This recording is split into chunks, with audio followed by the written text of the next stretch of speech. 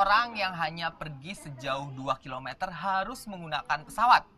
Wow, itu orang kaya yang banyak duit atau apa sih sebenarnya? Dan itu bukan cuma satu dua orang saja, tapi banyak orangnya. Gimana ya rasanya ya naik pesawat hanya dalam waktu 37 teman-teman, ketemu lagi nih dengan Kak Hendro. Indonesia mempunyai rute penerbangan pesawat terpendek kedua di dunia loh. Tempatnya di Nabire, Papua. Orang-orang harus menggunakan pesawat walau pergi sejauh 2 kilometer saja. Tapi bukan berarti mereka orang kaya, melainkan karena terpaksa. Penduduk desa Kegata harus menggunakan pesawat jika ingin pergi ke desa Apowo maupun sebaliknya karena bentang alam yang ada di antara kedua desa tersebut berupa pegunungan dan lembah. Sehingga memang nih, satu-satunya sarana transportasi yang dapat digunakan adalah pesawat.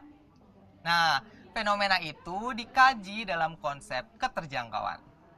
Jadi, konsep keterjangkauan adalah konsep yang digunakan untuk membahas bagaimana menjangkau suatu tempat dari tempat lainnya.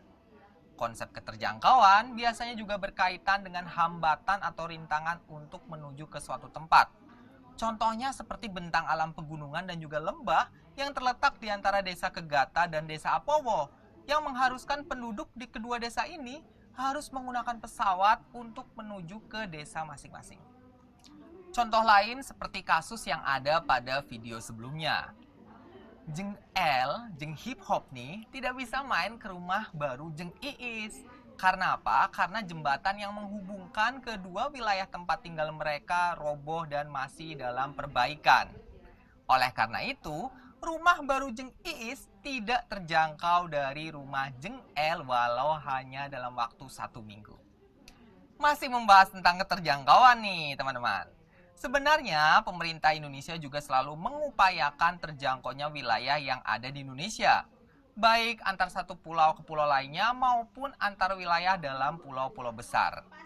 Hal itu dilakukan oleh pemerintah Indonesia dengan membangun maritim. Misalkan dengan pengadaan tol laut atau membangun di wilayah daratan dengan membangun jalan-jalan tol yang ada di pulau-pulau besar. Seperti tol Trans Jawa, Trans Sumatera, Trans Papua, dan jalan tol lainnya.